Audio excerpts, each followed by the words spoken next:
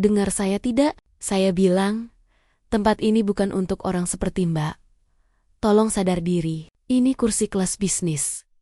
Bukan angkutan umum yang bisa Mbak duduki seenaknya, hanya karena menang undian, atau entah bagaimana caranya Mbak bisa tersesat di sini. Suara melengking itu menembus telingaku, lebih tajam daripada suara mesin jet yang sedang dipanaskan di luar sana. Aku membuka mata perlahan, mengerjap beberapa kali untuk menyesuaikan cahaya lampu kabin yang elegan, namun terasa sangat dingin. Di depanku, berdiri seorang pramugari dengan seragam ketat yang sangat rapi. Namun wajahnya tertekuk penuh kejijikan. Di sampingnya, seorang wanita muda dengan kacamata hitam besar dan tas bermerek mahal sedang berkacak pinggang. Menatapku sioliola. Aku adalah noda kotor di karpet mewah pesawat ini. Sebelum dilanjutkan ceritanya, pastikan untuk menekan tombol subscribe dan nyalakan lonceng notifikasinya ya, agar tidak ketinggalan kisah nyata selanjutnya. Dan komen berasal dari kota mana saja kamu. Sekarang kita lanjutkan ceritanya. Bayangkan saja.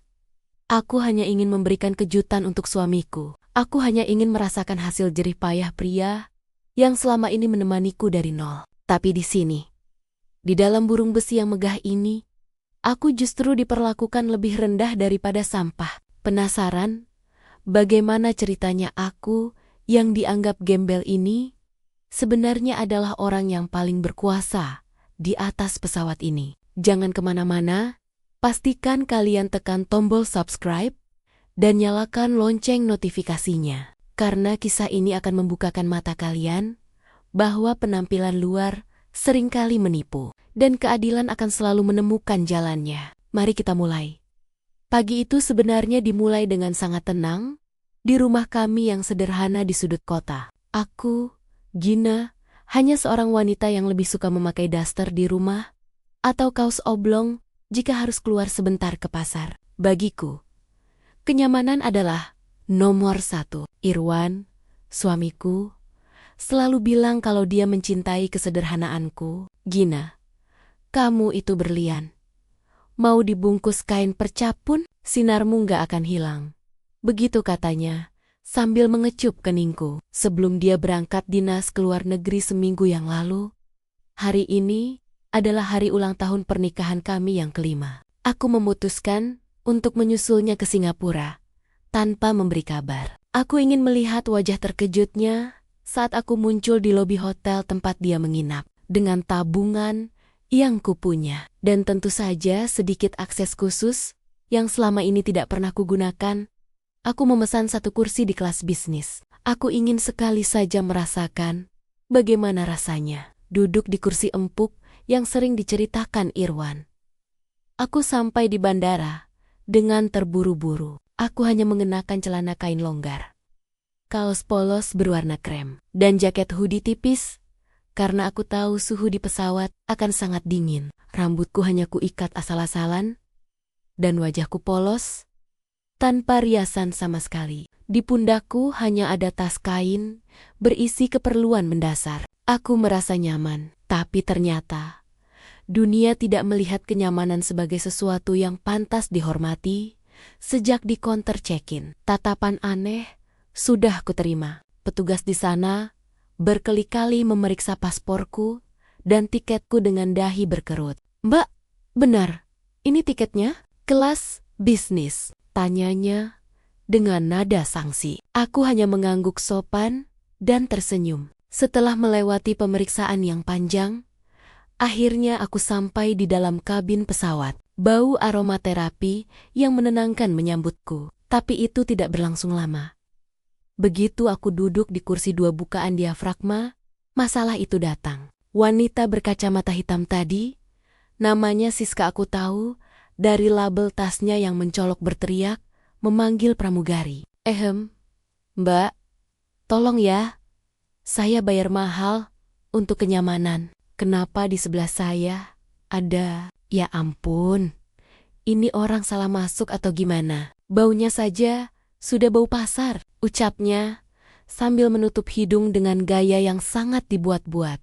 Pramugari yang namanya Tersemat Maya di dadanya itu, langsung menghampiri. Tanpa bertanya baik-baik padaku, dia langsung mengeluarkan kalimat ketus yang membangunkanku tadi. Aku mencoba tetap tenang.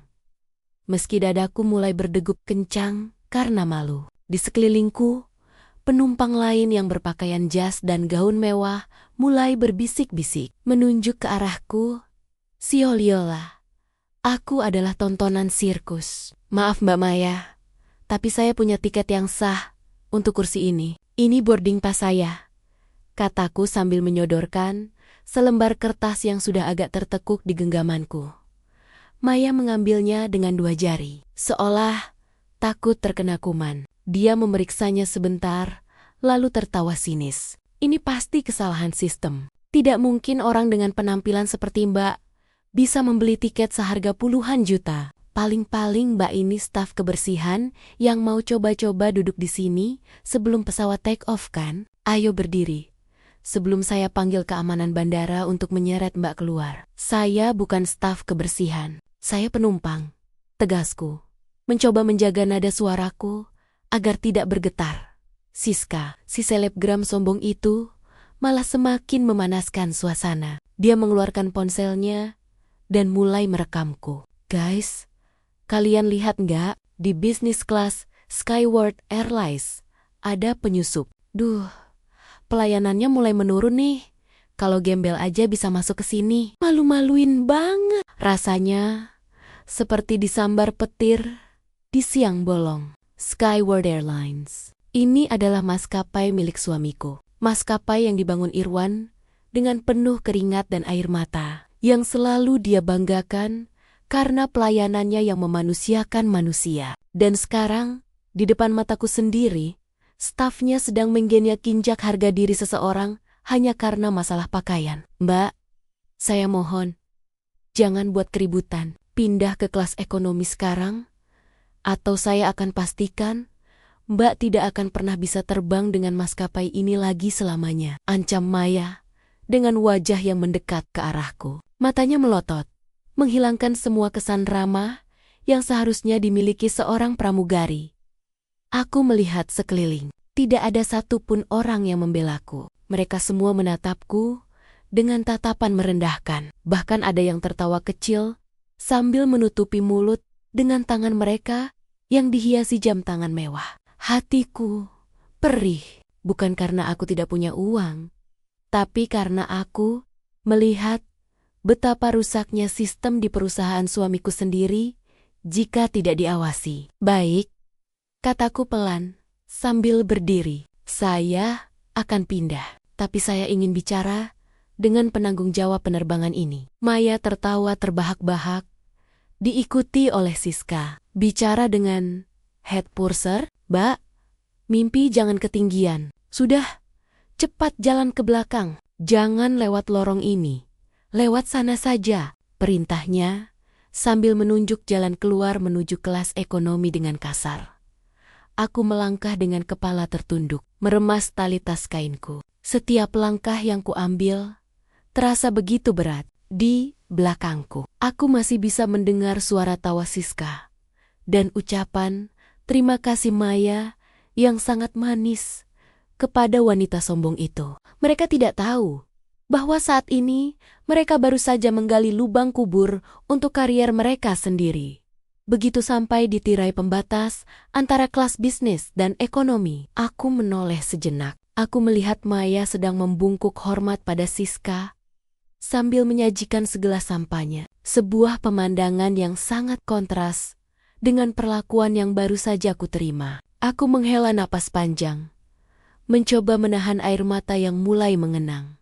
Aku masuk ke kelas ekonomi yang sesak. Di sana, aku duduk di kursi paling belakang dekat toilet, sesuai dengan pengusiran yang dilakukan Maya secara paksa tadi. Aku duduk diam, merenungi segalanya.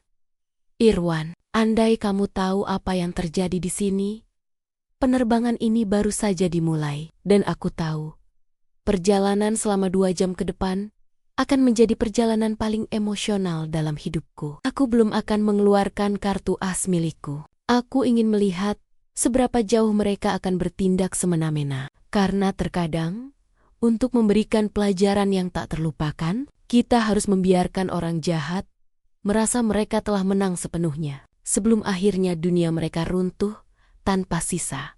Saat pesawat mulai bergerak menuju landasan pacu, aku menyandarkan kepalaku di dinding pesawat yang dingin. Getaran mesin mulai terasa, sama seperti getaran di hatiku yang penuh dengan kemarahan yang tertahan. Aku melihat keluar jendela, melihat sayap pesawat yang gagah dengan logo Skyworth Airlines yang bersinar tertimpa matahari pagi. Logo yang melambangkan kejujuran dan pelayanan tulus. Ironis sekali. Tiba-tiba, seorang pria parubaya dengan seragam yang lebih gagah lewat di lorong. Dia adalah Donny, head purser yang tadi ingin kutemui. Dia tampak sedang memeriksa sesuatu di daftar manifest penumpangnya dengan dahi berkerut. Dia berhenti tepat di depan barisanku, menatap nomor kursi, lalu menatapku dengan pandangan yang sulit diartikan. Apakah dia akan menjadi penyelamatku? Atau justru dia adalah bagian dari masalah yang lebih besar ini? Aku menatapnya balik, mencoba mencari secercah kemanusiaan di balik seragam otoriter itu. Sementara pesawat mulai melaju kencang untuk lepas landas, membawa kami semua menuju sebuah akhir yang tak akan pernah mereka lupakan seumur hidup. Pesawat mulai menanjak tajam, menembus lapisan awan yang putih bersih. Namun, suasana di dalam hatiku jauh dari kata cerah. Donny, pria dengan tanda pangkat 3 di pundaknya itu, masih berdiri di samping kursiku. Dia tidak tersenyum, alih-alih menyapa dengan ramah. Dia justru membuang napas kasar sambil mencoret sesuatu di papan jalannya. "Mbak ini yang tadi bikin ribut di depan?" tanyanya tanpa basa-basi. Suaranya berat dan penuh intimidasi. Dia tidak duduk, melainkan berdiri menjulang di atasku, membuatku merasa semakin kecil di kursi ekonomi yang sempit ini. Aku mendongak, menatap matanya yang tampak lelah, namun penuh keangkuhan. "Saya tidak membuat keributan, Pak. Saya hanya mencoba mempertahankan hak saya atas kursi yang sudah saya bayar."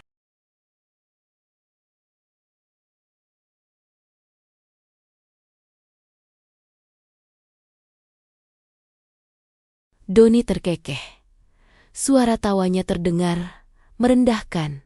Hak di maskapai ini, hak itu berbanding lurus dengan kepantasan. "Maya sudah lapor ke saya. Dia bilang, ada penumpang yang mencoba melakukan penipuan tiket, atau mungkin salah masuk, dan melihat penampilan Mbak sekarang. Ya, saya rasa Maya tidak salah. Seharusnya Mbak berterima kasih, karena kami tidak menurunkan Mbak di bandara tadi dan menyerahkannya ke polisi." Aku tertegun. Jadi begini cara mereka bekerja? Laporan sepihak langsung dianggap sebagai kebenaran mutlak tanpa perlu verifikasi? Aku merogoh tas kainku, hendak menunjukkan bukti pembayaran digital yang ada di ponselku.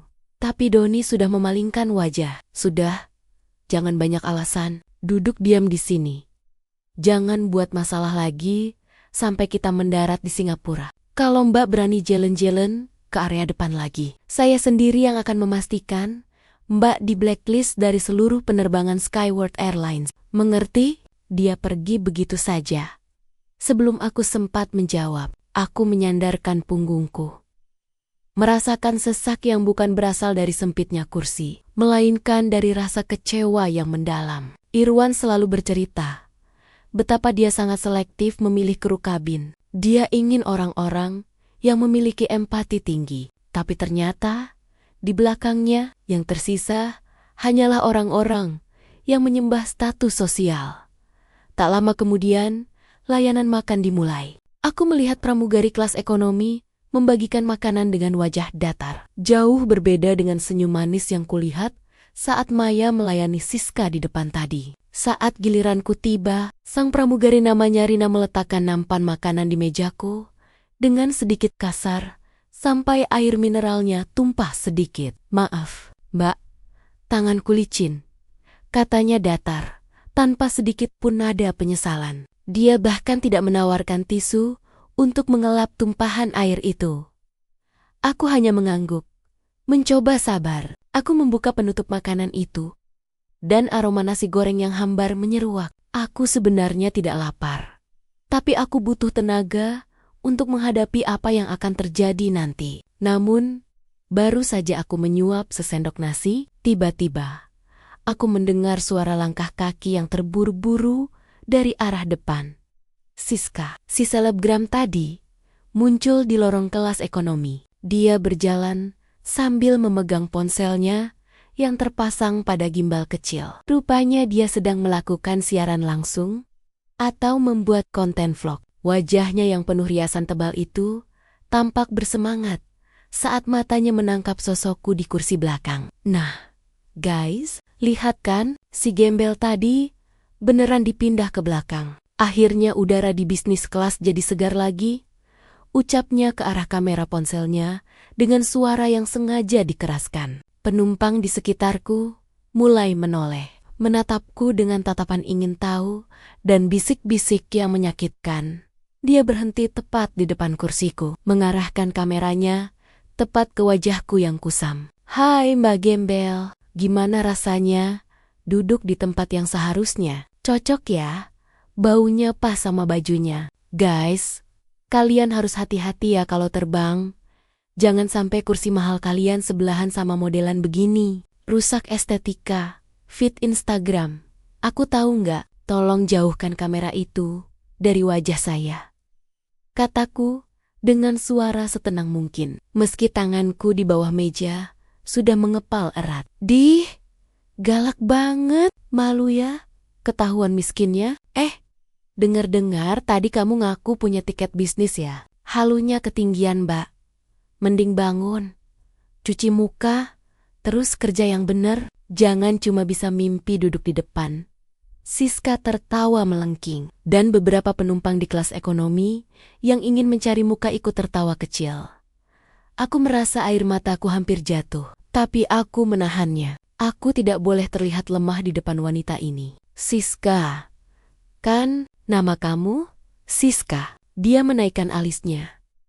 Tampak terkejut aku tahu namanya. "Oh, fans ya? Maaf ya, aku nggak terima foto bareng sama orang yang nggak level." "Siska, dunia itu berputar. Kamu nggak pernah tahu siapa yang sedang kamu ajak bicara sekarang. Sebaiknya kamu kembali ke kursimu sebelum kamu menyesali perbuatanmu ini," kataku dengan nada yang rendah namun tajam.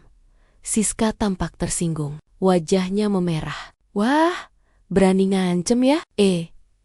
Dengerja, saya ini kenal baik sama direktur operasional maskapai ini. Sekali saya jentikan jari, kamu nggak akan bisa pulang ke Indonesia. Kamu mau jadi gelandangan di Singapura." Pergulatan batin mulai berkecamuk di kepalaku. Haruskah aku menelpon nomor darurat Irwan sekarang? Ada telepon satelit di dinding dekat toilet yang bisa kugunakan. Tapi kalau aku melakukannya sekarang, kejutan yang kurencanakan akan hancur. Dan yang lebih penting, aku belum melihat seberapa parah borok di dalam pesawat ini. Aku ingin mengumpulkan semua bukti ketidakprofesionalan mereka. Saya tidak mengancam. Saya hanya mengingatkan.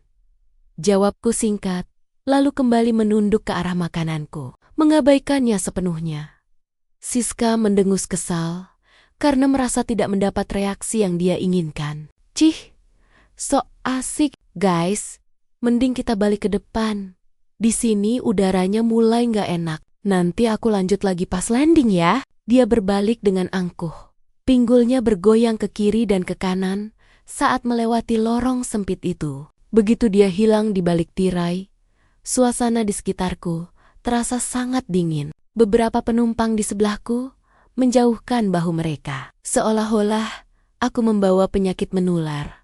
Aku menghela napas panjang. Aku mengeluarkan sebuah kalung dari balik kaosku. Sebuah kalung emas putih dengan liontin berbentuk logo. Kecil maskapai ini hadiah dari Irwan saat perusahaan ini pertama kali go public. Liontin itu memiliki chip kecil di dalamnya. Sebuah alat pelacak keamanan yang Irwan paksa untuk kupakai demi keselamatanku. Aku menekan tombol kecil di pinggir liontin itu sekali. Itu adalah kode standby yang akan mengirimkan sinyal ke ruang kontrol di pusat bahwa aku sedang berada dalam penerbangan. Namun, belum dalam kondisi darurat. Aku ingin pusat tahu bahwa istrinya ada di sini. Mengamati setiap inci ketidakadilan yang terjadi, tiba-tiba lampu tanda kenakan sabuk pengaman berbunyi, ting. Suara pilot terdengar dari speaker, mengumumkan bahwa kami akan melewati area cuaca buruk. Para penumpang yang terhormat, harap kembali ke kursi masing-masing dan kencangkan sabuk pengaman Anda.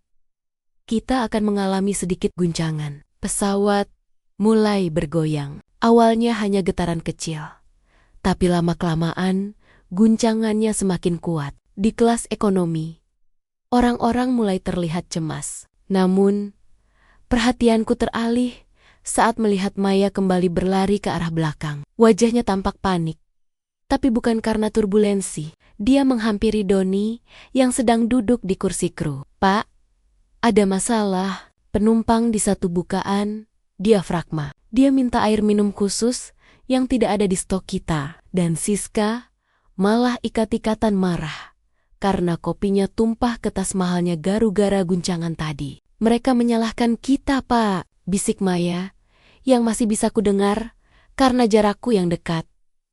Doni berdiri dengan gusar. Sialan, kenapa jadi begini? Ya sudah, kamu urus yang di satu bukaan diafragma. Saya akan tenangkan Siska.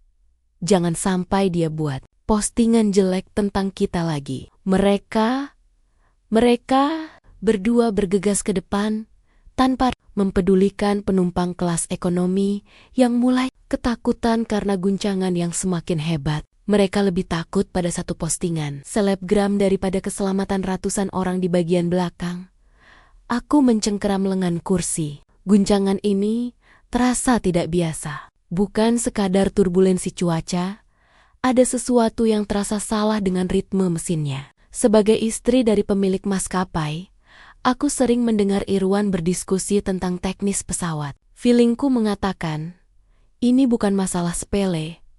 Dan benar saja, sedetik kemudian, pesawat menukik tajam secara tiba-tiba, membuat masker oksigen jatuh dari langit-langit kabin secara otomatis. Jeritan ketakutan pecah di seluruh penjuru pesawat. Suasana di dalam kabin berubah menjadi kekacauan total dalam hitungan detik. Jeritan histeris penumpang kelas ekonomi bersahutan dengan bunyi alarm peringatan yang melengking dari arah kokpit. Pesawat terasa seperti dihantam oleh tangan raksasa dari atas, membuat tubuh kami terangkat dari kursi sebelum akhirnya tertahan oleh sabuk pengaman. Masker oksigen kuning yang menggantung di depan wajah kami bergoyang liar, menciptakan pemandangan yang mencekam. Di tengah kepanikan itu, aku melihat Rina, pramugari yang tadi bersikap kasar padaku, jatuh terduduk di lorong karena tidak sempat mencapai kursi kru. Alih-alih membantu penumpang, dia justru menutup wajahnya dan menangis ketakutan. Aku menarik napas dalam-dalam, mencoba menenangkan debaran jantungku yang terasa ingin melompat keluar. Aku tahu, dalam situasi seperti ini, kepanikan adalah musuh terbesar. Mbak, pakai maskernya. Cepat, teriakku pada seorang bapak tua di sampingku yang tampak mematung karena syok. Tanganku bergerak lincah, membantu pria itu menarik maskernya. Lalu aku mengenakan milikku sendiri. Namun, pikiranku tidak berada di kelas ekonomi. Aku memikirkan apa yang terjadi di depan. Jika di sini saja sudah kacau, bagaimana dengan di bisnis kelas? Dan yang lebih penting, apa yang sedang dilakukan Doni dan Maya? Aku melepaskan sabuk pengamanku saat guncangan sedikit mereda. Meski lampu tanda sabuk pengaman masih menyala merah terang. Mbak, mau kemana? Bahaya, teriak penumpang lain. Aku tidak mempedulikannya. Aku harus memastikan satu hal. Aku melangkah dengan susah payah, berpegangan pada sandaran kursi satu ke kursi lainnya, menuju tirai pembatas. Begitu aku menyibak tirai itu, pemandangan yang kulihat bener-bener membuat darahku mendidih. Doni dan Maya tidak sedang melakukan prosedur keselamatan. Mereka justru sedang berlutut di lantai kabin depan, sibuk mengelap tas kulit milik Siska yang terkena tumpahan kopi. Siska sendiri sedang memoki-moki mereka dengan kata-kata yang sangat kasar, seolah-olah nyawanya tidak sedang terancam. Kalian tahu nggak harga tas ini berapa? Ini limited edition. Gara-gara pilot, kalian nggak becus bawa pesawat. Tas aku jadi kotor begini. Aku mau ganti rugi. Sekarang, teriak Siska. Wajahnya memerah penuh amarah, mengabaikan masker oksigen yang menjuntai di dekat kepalanya. Maaf, Mbak Siska, mohon maaf sekali. Kami akan urus. Setelah ini tenang. Tolong pakai maskernya dulu, pinta Maya dengan suara gemetar. Tangannya masih sibuk menggosok noda kopi di tas itu. Nggak mau. Kalian urus ini dulu. Kalau noda ini nggak hilang, aku hancurkan reputasi Skyward Airlines hari ini juga. Siska memukul bahu Maya dengan ponselnya. Aku tidak bisa menahan diri lagi. Kalian gila. Suaraku menggelegar di ruang kabin kelas bisnis yang sedang kacau itu. Semua mata tertuju padaku. Doni menoleh dengan tatapan murka. Mbak lagi. Saya bilang, balik ke kursi kamu. Ini area terlarang. Area terlarang? Ada nyawa manusia yang sedang terancam di belakang.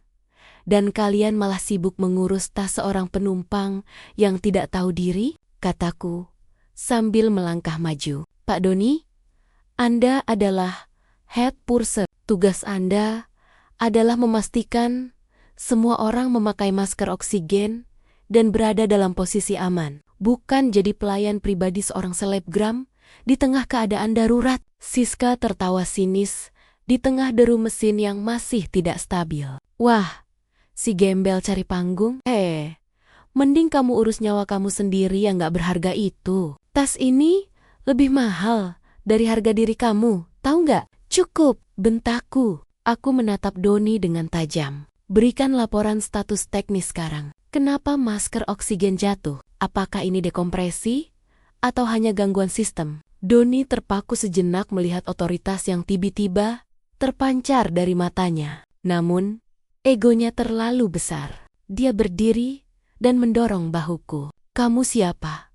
Berani perintah saya. Kamu cuma penumpang ekonomi yang gak punya sopan santun. Maya, panggil kru lain, amankan wanita gila ini. Tiba-tiba, pesawat kembali berguncang hebat. Kali ini diikuti suara ledakan kecil dari arah sayap kanan. Lampu kabin sempat padam selama beberapa detik sebelum lampu darurat berwarna merah menyala. Kali ini, kepanikan benar-benar mencapai puncaknya. Siska yang tadinya sombong, langsung menjerit dan meringkuk di lantai, meninggalkan tas mahalnya begitu saja. Doni dan Maya tampak pucat pasi. Mereka membeku, tidak tahu harus berbuat apa. Instruksi yang seharusnya mereka hafal di luar kepala, seolah hilang tertelan ketakutan.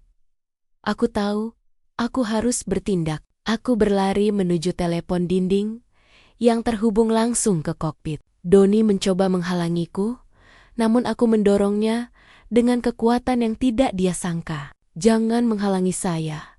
Kalau Anda masih ingin melihat hari esok. Aku mengangkat gagang telepon, menekan kode rahasia yang hanya diketahui oleh keluarga inti pemilik maskapai dan jajaran direksi tertinggi. Kokpit, ini Gina di kabin. Berikan status, kataku dengan tegas.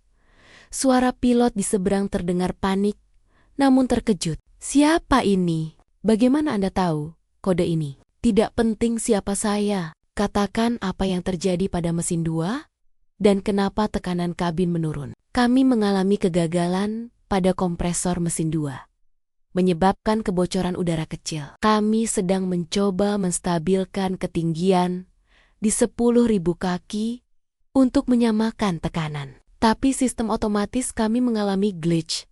Jelas pilot itu dengan cepat. Gunakan manual override pada sistem bleed air, arahkan ke mesin 1 sepenuhnya sementara, dan segera cari bandara terdekat untuk pendaratan darurat. Saya akan ambil alih koordinasi di kabin. Perintahku. Baik, Bu. Tunggu. Apakah Anda, Ibu Gina? Suara pilot itu bergetar, menyadari siapa yang mungkin sedang bicara dengannya. Fokus pada pesawatnya, Kapten. Selamatkan kita semua, kataku sebelum menutup telepon. Aku berbalik dan mendapati Doni, Maya, dan Siska menatapku dengan mulut ternganga. Keadaan sedikit lebih tenang karena pesawat sudah mulai stabil di ketinggian yang lebih rendah. Namun, ketegangan di antara kami baru saja dimulai. Mbak, tadi bilang apa? Tanya Maya dengan suara mencicit. Ibu, Gina, siapa? Siapa sebenarnya Mbak ini? Aku memperbaiki posisi jaketku. Menatap mereka satu persatu dengan pandangan yang dingin. Pergolakan batin yang sejak tadi ku pendam kini berubah menjadi ketegasan yang mutlak. Aku tidak butuh pengakuan mereka sekarang. Yang aku butuhkan adalah profesionalisme yang sudah mereka injak-injak. Nama saya Gina. Dan mulai detik ini, semua instruksi di kabin ini berasal dari saya. Doni, kembali ke posisimu.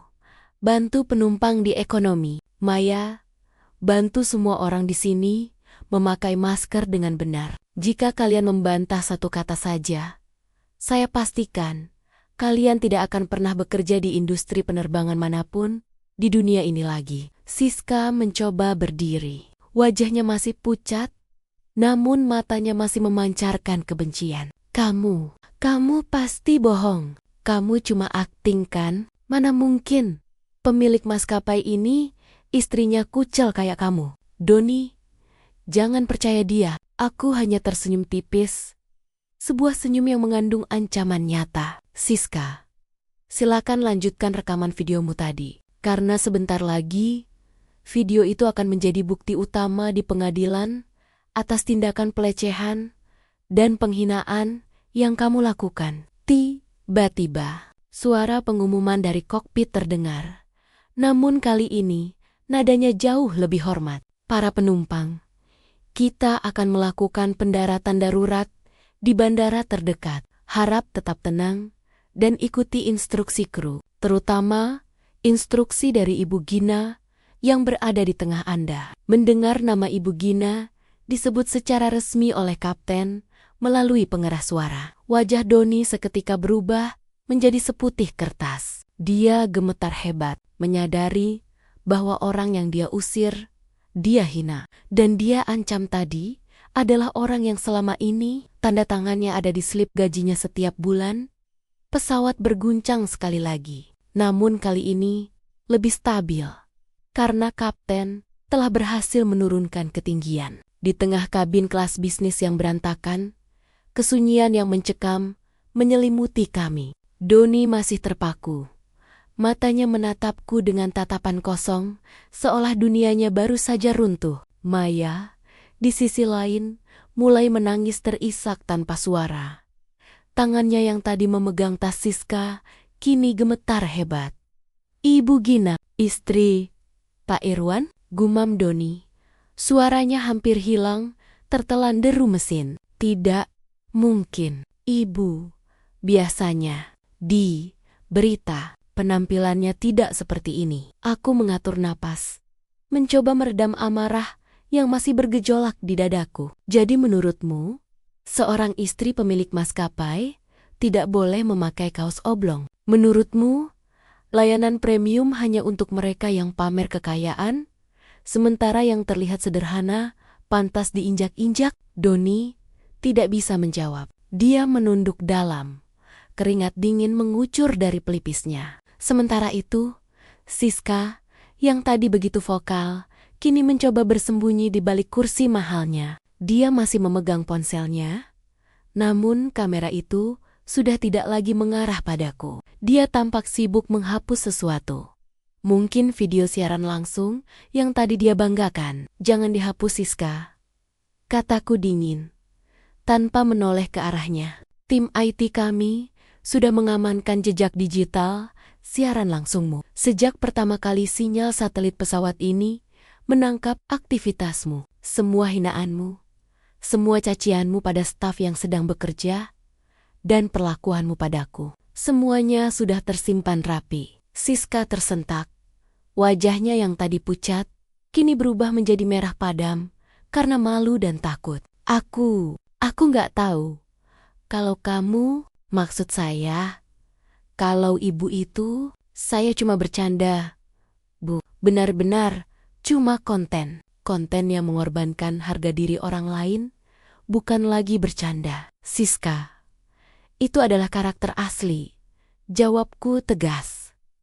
Aku kemudian beralih pada Maya. Maya, ambilkan saya air minum. Dan kali ini, tolong berikan dengan sopan, sebagaimana kamu seharusnya melayani semua penumpang, tanpa terkecuali. Maya bergegas menuju galley dengan langkah 1000, hampir tersandung kakinya sendiri. Sementara itu, aku berjalan menuju jendela, melihat ke arah sayap pesawat. Ada jejak hangus di sana, namun syukurlah, tidak ada api yang berkobar. Pergolakan batin menyergapku. Di satu sisi, aku merasa sangat sedih, melihat betapa jauhnya standar pelayanan maskapai ini merosot saat tidak ada pengawasan. Irwan selalu membanggakan Skyward Airlines sebagai rumah di langit. Tapi hari ini, aku melihatnya lebih seperti penjara di langit. Bagi mereka yang dianggap tidak berduit, aku teringat saat awal Irwan membangun maskapai ini. Kami pernah makan mie instan berdua di kantor kecil yang panas demi membayar gaji pilot pertama kami. Kami berjanji bahwa setiap penumpang adalah tamu kehormatan. Dan sekarang, setelah sukses, orang-orang seperti Doni justru merusak janji itu demi menjilat penumpang yang mereka anggap berkelas. Doni mendekatiku dengan posisi membungkuk. Wajahnya penuh permohonan. Bu Gina, saya mohon maaf yang sebesar-besarnya. Saya khilaf. Saya hanya mengikuti prosedur keamanan untuk memastikan bisnis kelas tetap eksklusif. Saya punya keluarga yang harus saya beri makan, Bu. Tolong jangan pecat saya. Eksklusif bukan berarti diskriminatif, Doni. Kataku, menatapnya lurus-lurus. Kamu bilang, kamu punya keluarga? Apakah kamu akan senang jika istrimu atau ibumu diperlakukan seperti kamu memperlakukanku tadi hanya karena mereka memakai baju biasa? Kamu tidak hanya menghinaku sebagai individu. Kamu menghina nilai-nilai yang dibangun suami saya dengan darah dan keringat. Doni terdiam. Bahunya merosot. Dia tahu pembelaannya syol-syol. Tak lama kemudian, Maya kembali dengan segelas air mineral di atas nampan perak. Tangannya masih gemetar saat menyodorkannya padaku. Ini, Bu. Silakan. Aku mengambil gelas itu, meminumnya sedikit untuk membasahi tenggorokanku yang kering. Sekarang, kalian berdua, dengarkan saya baik-baik. Kita akan melakukan pendaratan darurat di Bandara Internasional Sultan Syarif Kasim II Pekanbaru. Itu adalah bandara terdekat yang mampu menangani kondisi teknis kita. Saya ingin kalian berdua kembali ke kabin ekonomi. Bantu Rina di sana. Tenangkan penumpang. Berikan semua snack dan minuman yang ada secara gratis. Jangan ada satupun penumpang yang merasa terabaikan. Tapi Bu, bagaimana dengan penumpang di sini? Tanya Maya sambil melirik Siska dan beberapa penumpang kaya lainnya yang mulai tampak gelisah. Mereka sudah punya kenyamanan lebih. Sekarang fokus kalian adalah mereka yang di belakang, yang tadi kalian abaikan saat masker oksigen jatuh. Pergi sekarang, perintahku dengan nada yang tidak menerima bantahan. Begitu mereka pergi, aku duduk di salah satu kursi kosong di kelas bisnis. Aku merasa sangat lelah secara emosional. Aku mengeluarkan ponselku, dan karena ketinggian pesawat sudah cukup rendah, aku mendapatkan sinyal seluler. Ada puluhan panggilan tak terjawab dari Irwan. Aku mengirimkan pesan singkat padanya. Aku ada di penerbangan SQ402. Kita mengalami masalah mesin dan akan mendarat darurat di Pekanbaru. Jangan khawatir, aku aman. Tapi, Irwan, kita perlu bicara serius tentang orang-orangmu. Aku akan menunggumu di darat. Hanya dalam hitungan detik, balasan masuk. Ya Tuhan, Gina, aku sudah tahu dari pusat kontrol. Aku sedang dalam perjalanan ke Pekanbaru dengan jet pribadi. Tetaplah di pesawat sampai aku datang. Aku akan menghancurkan siapapun yang menyakitimu di sana. Aku tersenyum tipis membaca pesan itu. Irwan memang selalu protektif. Namun kali ini, aku tidak ingin dia hanya sekadar melindungiku. Aku ingin dia melihat sendiri bagaimana wajah asli dari perusahaannya saat dia tidak ada di sana. Pesawat mulai berguncang lagi saat memasuki lapisan awan yang lebih tebal menuju proses pendaratan. Siska, yang duduk beberapa baris di depanku, mulai menangis sesenggukan. Bukan karena takut mati. Aku tahu itu. Dia menangis karena dia baru saja menyadari bahwa karirnya sebagai selebgram mungkin akan berakhir tragis setelah video penghinaannya tersebar dan orang yang dia hina adalah pemegang kunci nasibnya. Aku menyandarkan kepala, memejamkan mata sejenak. Pendaratan ini akan menjadi pendaratan yang mengubah banyak hal. Bukan hanya soal keselamatan fisik kami, tapi soal pembersihan beser-beseren yang akan kulakukan di maskapai ini. Aku bisa merasakan roda pesawat mulai keluar. Suara deru angin yang menghantam badan pesawat terdengar semakin nyata. Kencangkan sabuk pengaman Anda.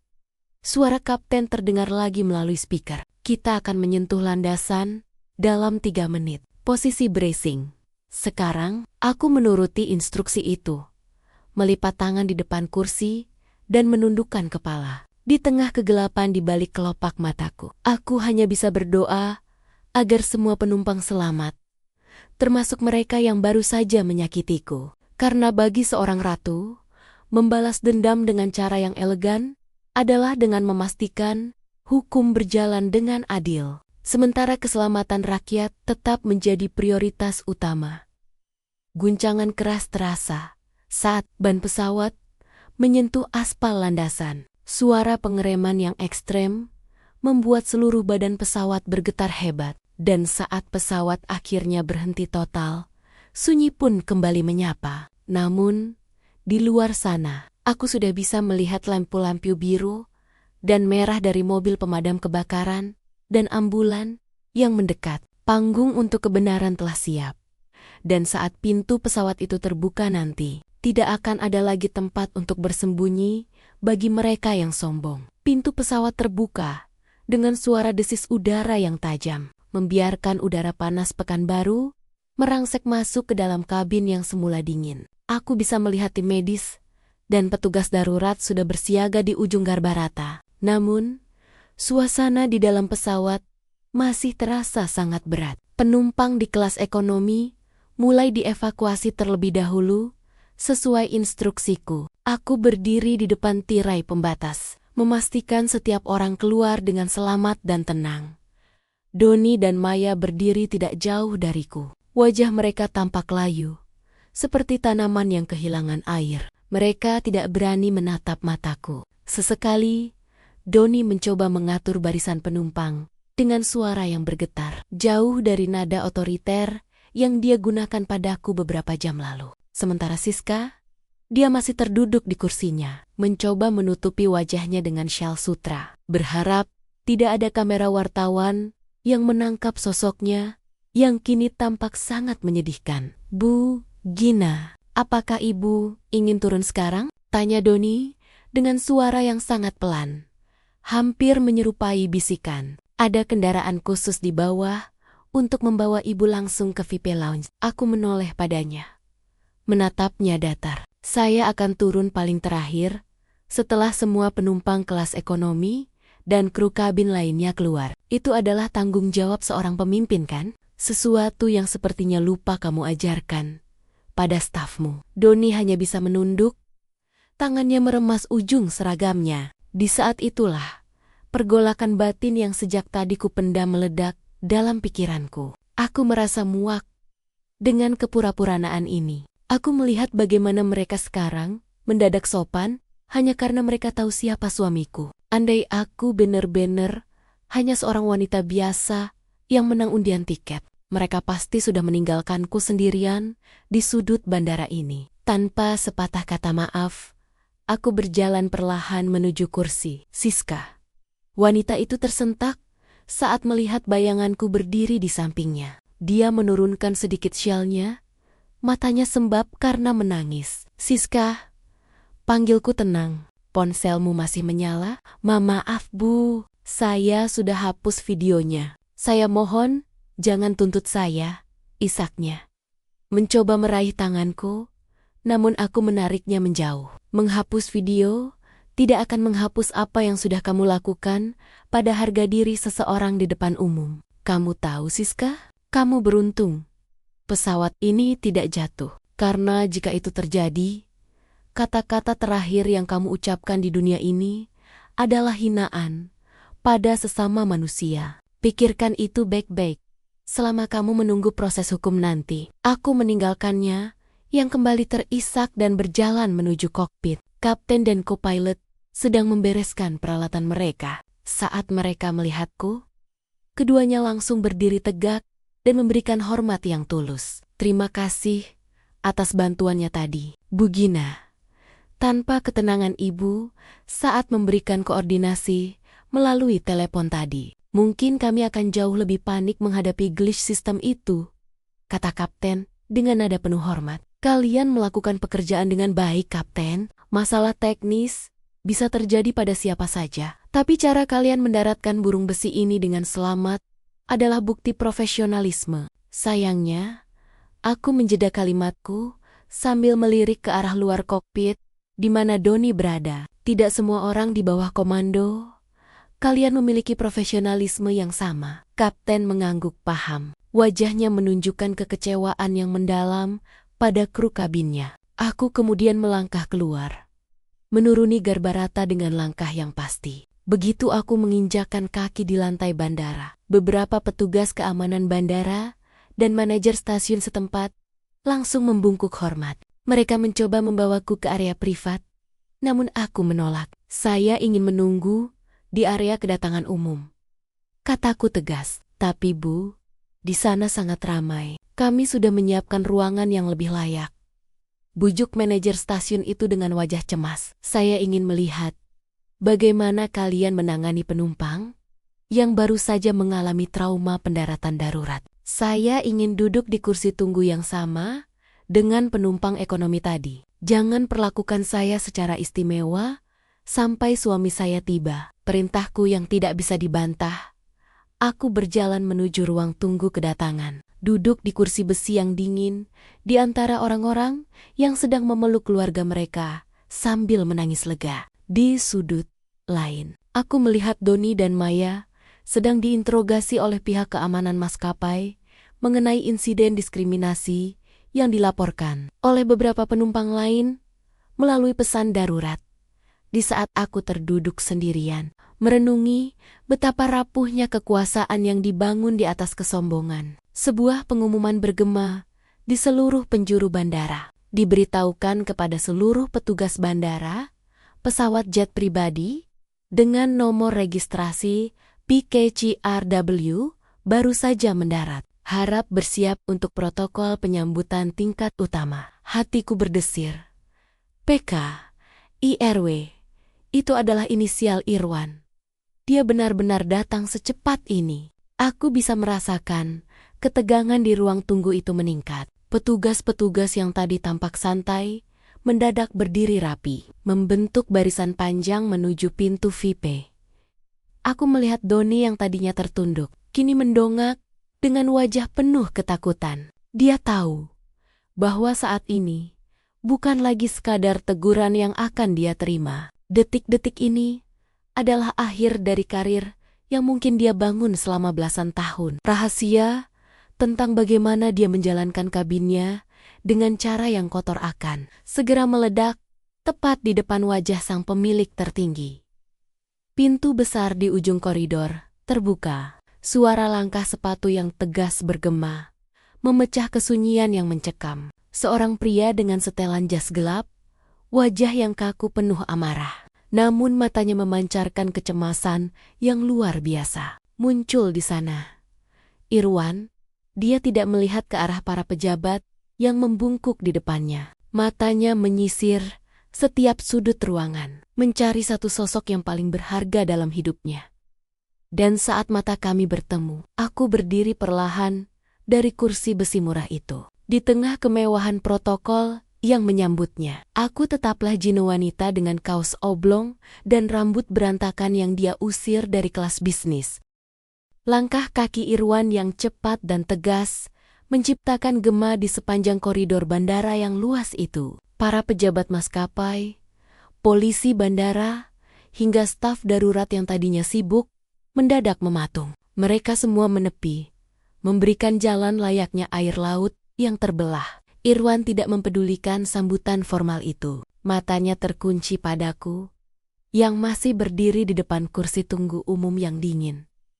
"Gina," suaranya serak, penuh dengan emosi yang tertahan. Begitu sampai di depanku, dia langsung menarikku ke dalam pelukannya. Sangat erat, seolah dia takut jika dia melepaskanku, aku akan menghilang lagi dalam kepulan asap pesawat. "Ya Tuhan, sayang, kamu nggak apa-apa. Ada yang luka?" Katakan padaku.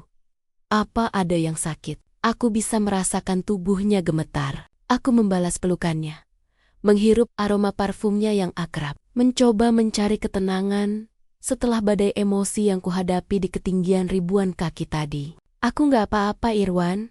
Aku selamat, kita semua selamat," bisikku pelan. Irwan melepaskan pelukannya. Tangannya memegang bahuku.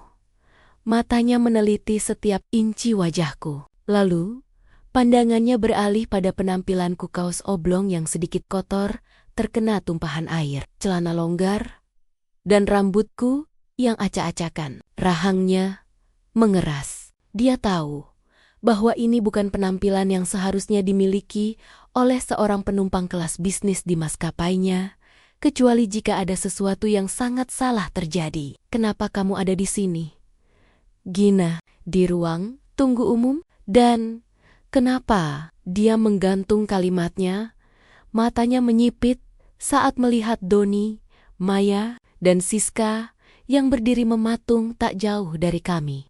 Dikawal oleh petugas keamanan, suasana di ruangan itu mendadak menjadi sangat dingin. Lebih dingin dari hembusan AC bandara. Doni tampak seperti orang yang sedang menunggu vonis hukuman mati. Keringatnya bercucuran, dan wajahnya pucat pasi hingga ke bibir. Maya sudah menutup wajahnya dengan kedua tangan. Bahunya terguncang karena tangis yang pecah. "Pak Irwan, saya mohon maaf." Suara Doni bergetar hebat, nyaris tidak terdengar. Irwan tidak menjawab. Dia hanya menatap Doni dengan pandangan yang begitu tajam. Sebuah tatapan yang sanggup membuat siapapun merasa kecil dan tak berarti. "Doni, kamu adalah head purser senior di Skyward. Jelaskan padaku, kenapa istriku berdiri di sini dengan kondisi seperti ini, sementara dia seharusnya berada di kursi 2 bukaan diafragma?" Doni menelan ludah dengan susah payah. Dia mencoba bicara, namun kata-katanya tersangkut di tenggorokan. Kami pikir terjadi kesalahan sistem, Pak. Penampilan Ibu Gina tadi, kami mengira beliau adalah penumpang yang salah masuk." "Penampilan?" Irwan memotong dengan nada suara yang rendah, namun sangat mengancam. "Jadi, standar pelayanan Skyward Airlines sekarang ditentukan oleh merek baju yang dipakai penumpang? Sejak kapan aku memberikan instruksi bahwa harga diri seseorang bisa diukur dari apa yang mereka kenakan?" Tiba-tiba, Siska, yang tampaknya masih mencoba mencari celah untuk menyelamatkan dirinya, melangkah maju dengan ragu. "Pak Irwan, perkenalkan, saya Siska. Saya adalah pelanggan setia bisnis kelas Bapak. Sebenarnya ini semua cuma salah paham kecil. Istri Bapak tadi tidak mengenalkan diri, jadi kami hanya mencoba menjaga ketertiban." Kabin, Irwan menoleh ke arah Siska. Dia menatapnya dari ujung kepala sampai ujung kaki dengan tatapan merendahkan yang jauh lebih menyakitkan daripada yang pernah Siska lakukan padaku. "Kamu penumpang yang membuat kegaduhan tentang tas kotor itu?" Siska tertegun. Itu tas limited edition, Pak. "Aku tidak peduli, meski tas itu terbuat dari emas murni," bentak Irwan. Suaranya menggelegar di seluruh ruangan, membuat beberapa orang di sekitar melonjak kaget. Istriku adalah pemilik sah dari setiap inci pesawat yang kamu tumpangi tadi. Dia adalah orang yang menyetujui anggaran untuk kenyamanan yang kamu nikmati. Dan kamu berani menghinanya di depan umum? Irwan kemudian mengambil ponsel dari tangan ajudannya yang baru saja tiba. Dia membuka sebuah video. Rupanya, tim IT dan Humas Pusat sudah bergerak cepat. Video siaran langsung Siska yang sempat viral selama beberapa menit tadi sudah dianalisis. Di video itu, sangat jelas terlihat bagaimana Siska mengejekku dan bagaimana Doni serta Maya justru ikut menertawakanku alih-alih melakukan tugas mereka. Lihat, ini. Irwan menyodorkan layar ponsel itu tepat di depan wajah Doni dan Maya. Di saat pesawat sedang mengalami masalah teknis, di saat nyawa ratusan orang di tangan kalian, kalian justru sibuk menjilat penumpang sombong ini dan mengusir istriku ke kelas ekonomi? Kami, mohon maaf Pak, tolong jangan pecat kami, rintih Maya sambil bersimpuh di lantai. Aku menyentuh lengan Irwan, mencoba meredam amarahnya yang meluap. Irwan, pendaratan darurat tadi adalah murni masalah teknis, dan kapten sudah menanganinya dengan sangat baik. Tapi, masalah moral di kabin, itu yang jauh lebih berbahaya. Mereka tidak hanya jahat padaku, tapi mereka mengabaikan penumpang ekonomi saat masker oksigen jatuh, hanya untuk mengurus tas wanita ini. Mata Irwan memerah, karena marah. Dia memandang seluruh staf maskapai yang ada di sana. Mulai detik ini, Doni dan Maya dibebas tugaskan secara tidak hormat. Seluruh tunjangan mereka dibatalkan. Dan untukmu, Siska, pengacara maskapai akan segera menghubungimu. Kamu telah melakukan pencemaran nama baik dan perbuatan tidak menyenangkan terhadap keluarga pemilik maskapai. Kamu akan dilarang terbang dengan Skyworld Airlines seumur hidup. Siska jatuh terduduk. Ponselnya terlepas dari tangannya. Dia baru saja menyadari bahwa konten yang dia buat untuk menaikkan popularitasnya justru menjadi surat kematian bagi reputasinya sendiri. Namun, di balik semua ketegasan Irwan, aku melihat ada sesuatu yang masih dia sembunyikan.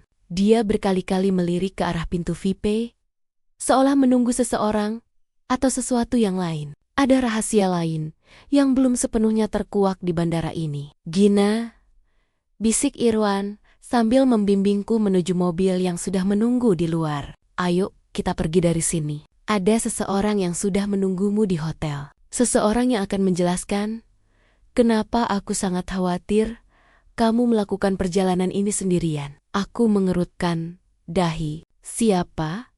Bukannya kita ke Singapura untuk merayakan ulang tahun pernikahan kita? Irwan terdiam sejenak, menatapku dengan tatapan yang sulit diartikan. Ulang tahun pernikahan kita itu hanya sebagian kecil dari rencana besar hari ini. Gina, ternyata pengusiranmu dari pesawat tadi bukan hanya soal baju.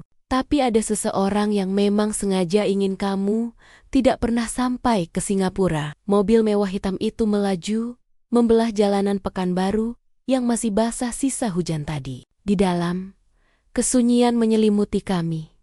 Hanya suara deru mesin yang halus dan detak jantungku yang masih belum stabil. Irwan menggenggam tanganku erat, seolah-olah jika dia melepaskannya sedikit saja, aku akan tersedot kembali ke dalam kekacauan di atas awan tadi. Namun, pikiranku terus berputar pada kalimat terakhirnya. Seseorang sengaja ingin aku tidak sampai ke Singapura? Irwan, jelaskan padaku, apa maksudmu ada yang sengaja merancang ini? Tanyaku, memecah keheningan.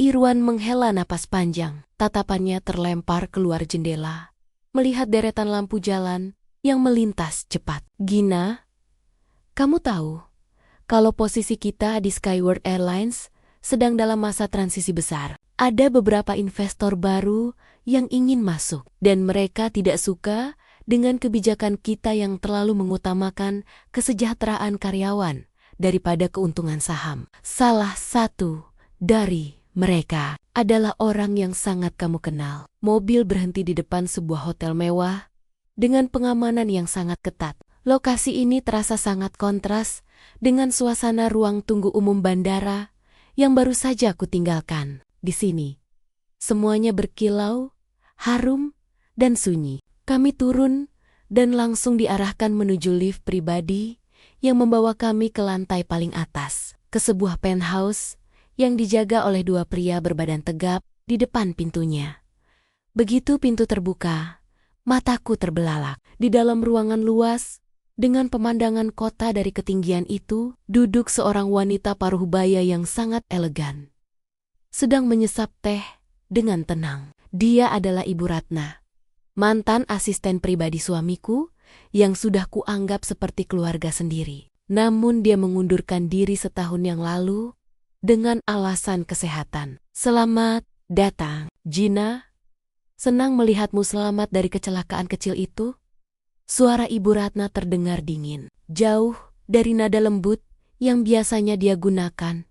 Aku terpaku. Ibu Ratna, apa yang terjadi di sini? Dan apa hubungannya dengan penerbanganku? Irwan membimbingku duduk di sofa yang berseberangan dengan wanita itu. Gina, Ibu Ratna sekarang bekerja sebagai konsultan untuk firma investasi yang mencoba mengambil alih Skyward. Dia yang mengatur agar kursi kamu di kelas bisnis dipermasalahkan. Dia tahu kamu suka berpakaian sederhana jika bepergian sendiri. Dia sengaja memerintahkan Doni yang ternyata adalah keponakannya untuk mencari gara-gara denganmu, agar terjadi keributan. Ibu Ratna tersenyum tipis.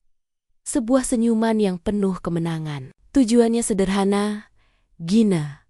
Jika istri pemilik maskapai terekam, diperlakukan buruk oleh krunya sendiri, saham Skyward akan anjlok karena isu pelayanan dan manajemen yang bobrok. Dan dengan video dari Siska yang juga sudah kami bayar untuk berada di sana skandal. Ini akan menjadi viral secara internasional. Saat harga saham jatuh, firma kami akan membeli sisa sahamnya dengan harga murah. Aku merasakan dingin yang menjalar ke seluruh tubuhku. Jadi, pengusiran itu bukan sekadar masalah penampilan, itu adalah sebuah konspirasi bisnis yang sangat kotor. Dan Siska, selebgram sombong itu, hanyalah bidak catur yang digunakan untuk menghancuriku di depan kamera.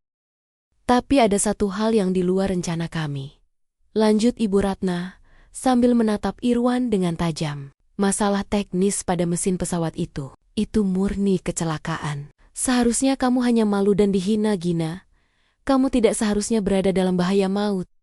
Tapi ibu tetap membiarkannya, bentakku, berdiri dengan kemarahan yang meluap. Ibu tahu Doni akan mengusirku. Ibu tahu aku akan disudutkan. Dan ibu membiarkan keponakan ibu membahayakan nyawa ratusan orang hanya demi uang. Di mana hati nurani ibu? Ibu Ratna meletakkan cangkir tehnya dengan denting yang keras. Dalam bisnis, hati nurani adalah beban.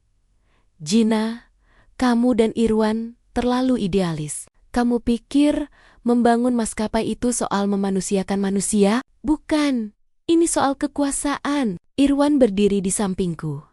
Tangannya merangkul bahuku dengan protektif. Dan itulah kesalahan terbesarmu, Ratna. Kamu meremehkan Gina. Kamu pikir dia akan menangis dan menyerah saat dipermalukan? Kamu lupa siapa yang mendampingiku membangun perusahaan ini dari garasi kecil. Gina bukan hanya istriku, dia adalah otak di balik sistem keamanan kami. Irwan kemudian mengeluarkan sebuah tablet dan meletakkannya di atas meja. Layar itu menampilkan data real time dari pusat kontrol. Begitu Gina menekan tombol di liontinnya, aku tidak hanya mendapatkan lokasinya. Aku mendapatkan akses ke seluruh rekaman suara di sekitar dia. Aku sudah mendengar pembicaraan teleponmu dengan Doni sebelum pesawat lepas landas. Ratna, aku tahu kamu yang memberi perintah padanya untuk memberi pelajaran pada penumpang di kursi 2 bukaan diafragma. Wajah Ibu Ratna yang tadinya tenang seketika berubah pucat. Keangkuhannya mulai retak. Itu tidak bisa dijadikan bukti hukum yang kuat. Oh, tentu saja bisa, kataku sambil melangkah maju, menatapnya lurus ke dalam mata. Karena di pesawat itu, aku bukan hanya seorang penumpang. Sebagai salah satu direktur utama yang sah, aku memiliki hak hukum untuk merekam segala bentuk ancaman terhadap keselamatan penerbangan. Dan tindakanmu memerintahkan kru untuk mengabaikan prosedur demi menciptakan skandal adalah bentuk sabotase. Tiba-tiba, pintu penthouse terbuka lagi. Kali ini, beberapa petugas kepolisian masuk dengan surat penangkapan di tangan mereka. Di belakang mereka, Doni tampak terborgol dengan wajah yang sudah hancur oleh penyesalan. Dia telah menceritakan semuanya demi mendapatkan keringanan hukuman. Ibu Ratna mencoba berdiri, namun kakinya tampak lemas. Dia menatap kami dengan kebencian yang mendalam. Sementara petugas membimbingnya keluar dari ruangan mewah itu. Ruangan yang tadinya terasa seperti panggung kemenangannya, kini menjadi saksi keruntuhannya. Setelah mereka pergi, aku terduduk lesu di sofa. Rasanya seperti baru saja melewati badai yang jauh lebih besar daripada turbulensi di pesawat tadi. Irwan berlutut di depanku, memegang kedua tanganku. Maafkan aku, Gina. Aku tidak menyangka mereka akan sejauh ini, ucapnya lirih.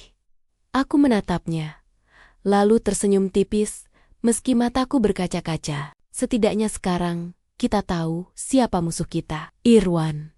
Dan yang lebih penting, kita diingatkan lagi kenapa kita membangun Skyworld Airlines. Bukan untuk orang-orang seperti Ratna atau Siska, tapi untuk orang-orang di kelas ekonomi yang tadi saling bantu saat masker oksigen jatuh. Namun, di tengah kelegaan itu, aku teringat sesuatu. Irwan, bagaimana dengan Siska? Video itu sudah terlanjur viral. Jika kita tidak melakukan sesuatu, reputasi maskapai kita akan tetap hancur di mata publik. Irwan mengusap rambutku dengan lembut. Jangan khawatir, kamu lupa kalau istriku ini adalah pahlawan yang mengkoordinasi pendaratan darurat melalui telepon kokpit. Rekaman suara keberanianmu saat menyelamatkan pesawat itu sudah disiapkan untuk dirilis.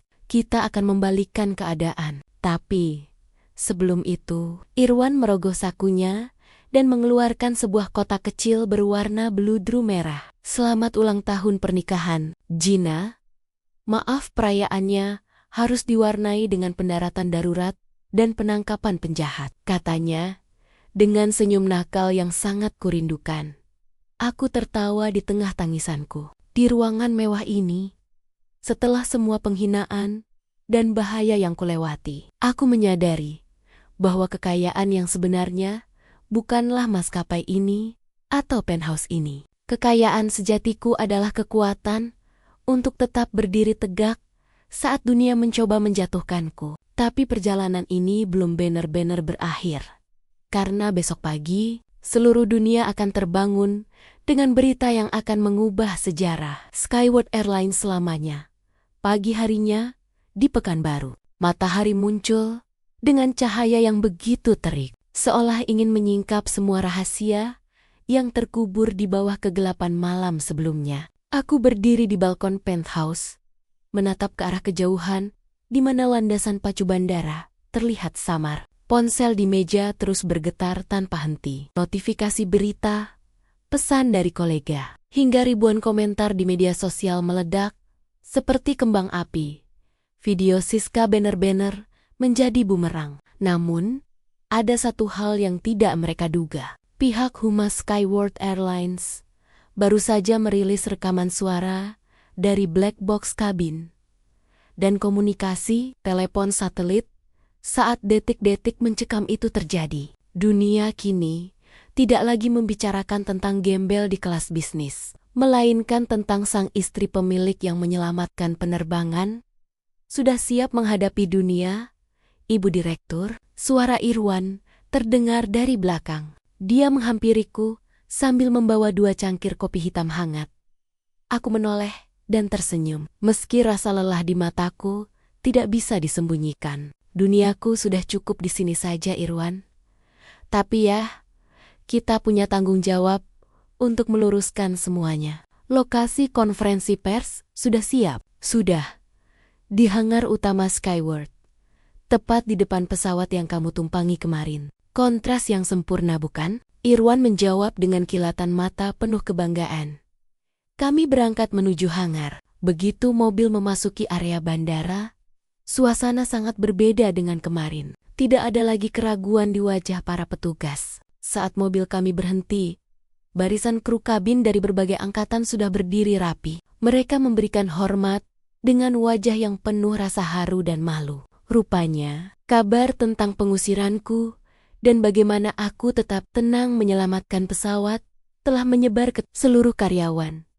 Kami berjalan masuk ke dalam hangar yang luas. Di sana, puluhan wartawan dari media nasional dan internasional sudah menunggu. Di tengah ruangan, sebuah panggung sederhana didirikan tepat di samping mesin pesawat yang hangus.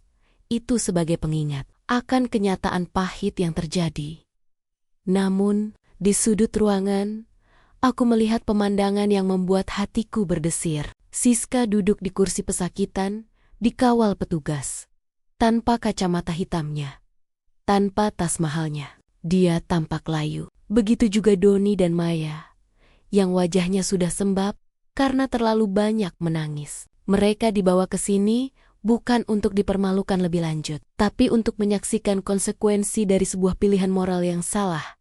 Aku naik ke atas panggung, tanpa naskah, tanpa riasan berlebihan. Aku masih mengenakan jaket yang sama. Hanya saja, kali ini aku berdiri dengan kepala tegak di samping Irwan. Terima kasih sudah hadir, kataku memulai.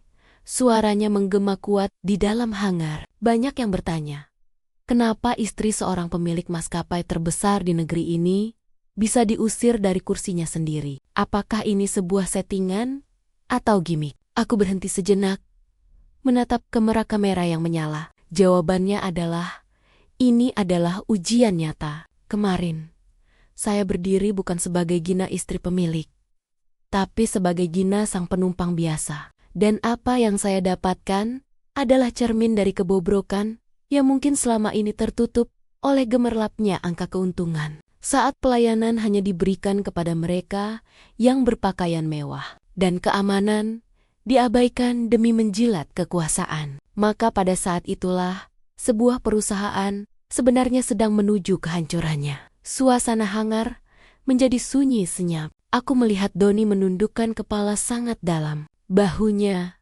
gemetar. Saya ingin menunjukkan kepada dunia, terutama kepada tim saya di Skyward. Lanjutku sambil menunjuk ke arah Doni dan Maya, bahwa seragam yang kalian pakai adalah tanggung jawab, bukan alat untuk merasa lebih tinggi dari orang lain. Nyawa manusia tidak mengenal kasta. Dan hari ini, saya berdiri di sini bukan untuk menghancurkan kalian, tapi untuk membuktikan bahwa kebenaran tidak bisa dibeli dengan konten viral atau tas mewah. Tiba-tiba, seorang wartawan mengangkat tangan. Ibu Gina, bagaimana dengan video Siska yang menghina ibu? Apakah ibu akan memaafkannya? Aku menatap Siska, yang kini menatapku dengan tatapan penuh harap dan ketakutan. Aku menghela napas panjang. Memaafkan adalah urusan pribadi. Namun, secara hukum dan profesional, setiap tindakan punya konsekuensi. Siska akan menjalani prosesnya, bukan karena dia menghina saya, tapi karena dia telah menyebarkan kebencian dan mengganggu ketertiban penerbangan yang sedang dalam kondisi darurat. Momen pembuktian ini mencapai puncaknya saat Irwan maju dan memberikan sebuah map kepada pihak kepolisian di depan umum. Ini adalah bukti keterlibatan pihak eksternal yang mencoba mensabotase reputasi kami melalui diskriminasi ini. Kami tidak akan tinggal diam. Di lokasi yang begitu kontras, ini di antara besi pesawat yang dingin dan kilatan lampu mediaku, merasa sebuah beban besar terangkat. Aku melihat beberapa pramugari muda di barisan depan menitikan air mata. Mereka seolah baru saja diingatkan kembali tentang esensi dari pekerjaan mereka. Namun, saat konferensi pers hampir berakhir, seorang petugas bandara berlari mendekat ke arah Irwan dan membisikkan sesuatu yang membuat wajah suamiku berubah tegang. Irwan menoleh padaku dengan tatapan yang sulit diartikan. Ada apa? Irwa, bisikku. Ibu Ratna, Dia menolak bicara di kantor polisi. Dia bilang, dia hanya mau bicara padamu, Gina. Dan dia bilang, ada satu hal lagi yang dia pasang di pesawat itu sebelum lepas landas. Sesuatu yang bahkan tidak tertangkap oleh sensor teknis. Jantungku seolah berhenti berdetak.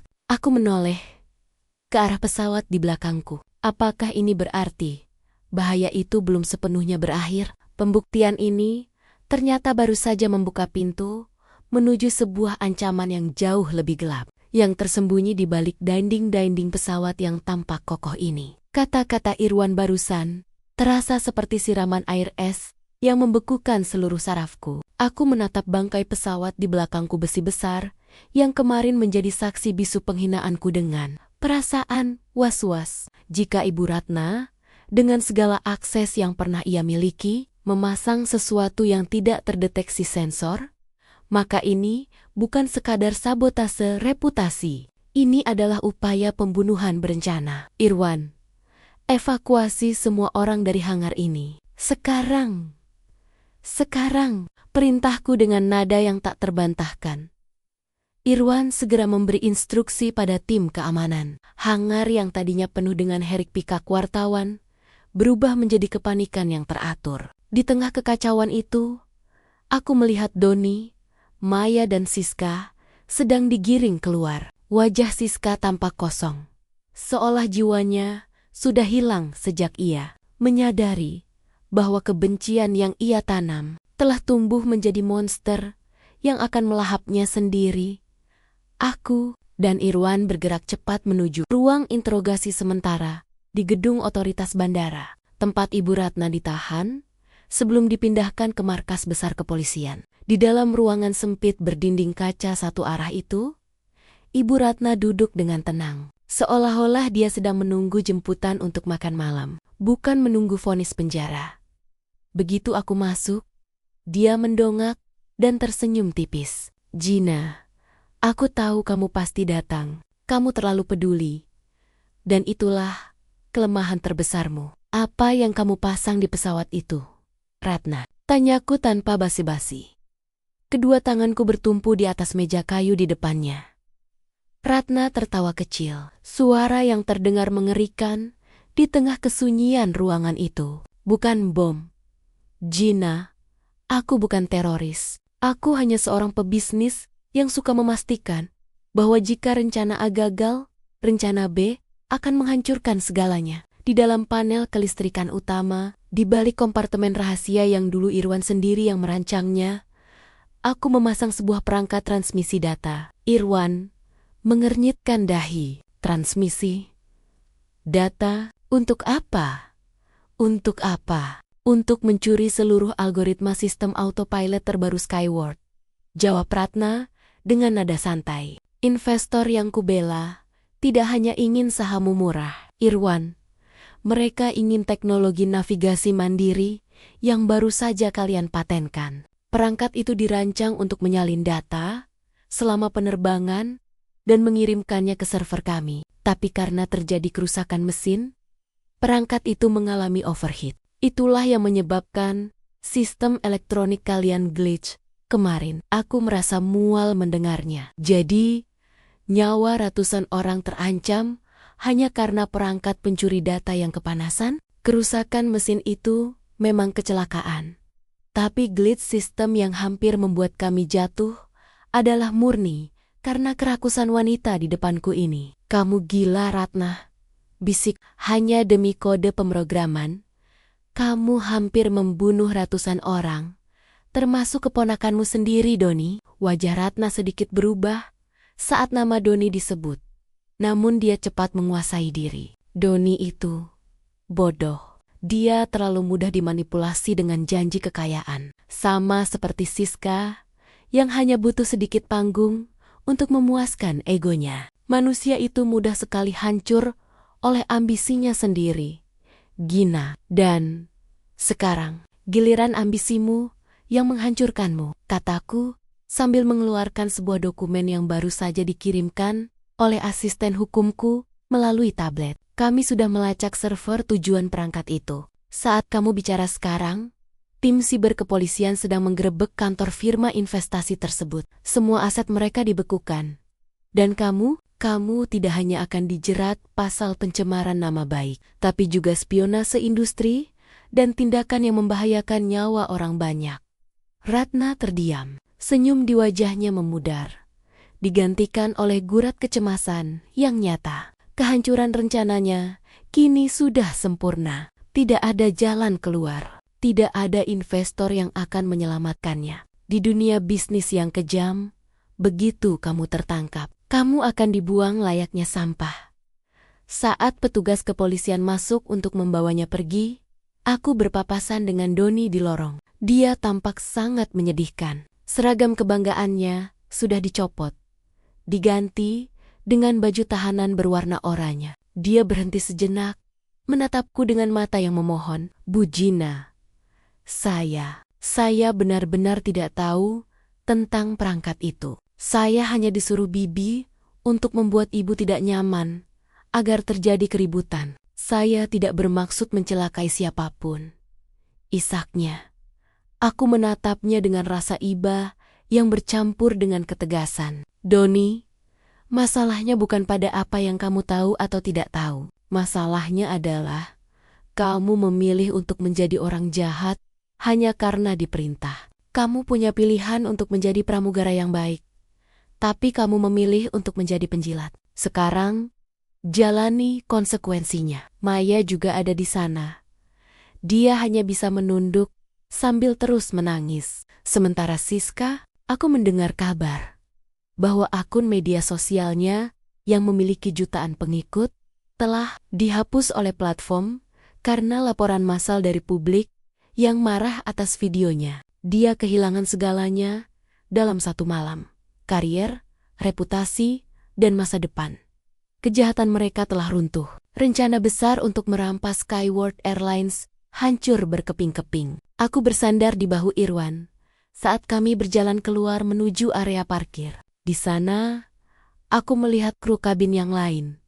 Mereka yang bekerja dengan tulus, sedang membantu penumpang-penumpang sisa kemarin untuk melanjutkan perjalanan mereka dengan pesawat pengganti. Sudah berakhir. Gina, bisik Irwan, mengecup puncak kepalaku. Ya, Irwan, bagian jahatnya sudah berakhir.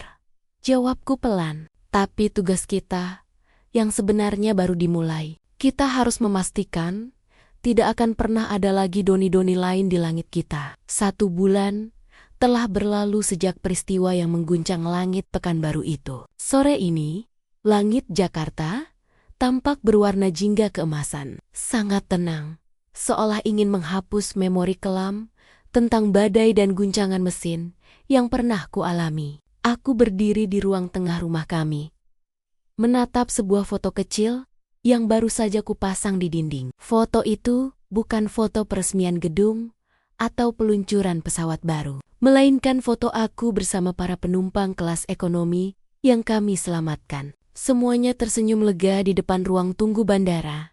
Irwan datang dari arah dapur, membawa 2 gelas teh melati yang aromanya sangat menenangkan. Dia tidak lagi memakai setelan jas mahalnya, hanya kaos polo sederhana gaya yang kini lebih sering kami pilih. Kamu masih sering memikirkan mereka? Tanya Irwan lembut, memberikan 1 gelas padaku. Hanya merenung, Irwan, jawabku sambil menyesap teh hangat itu. Aku mendapat kabar kalau Doni dan Maya sudah dijatuhi hukuman. Siska juga kehilangan semua kontrak iklannya, dan sekarang sedang menjalani pengabdian masyarakat. Ada rasa sedih, tapi aku tahu ini adalah keadilan yang harus mereka terima. Aku teringat saat aku kembali terbang untuk pertama kalinya setelah insiden itu. Aku sengaja memakai daster batik favoritku dan duduk di barisan paling belakang kelas ekonomi. Seorang pramugari muda menghampiriku dengan senyum yang sangat tulus, bukan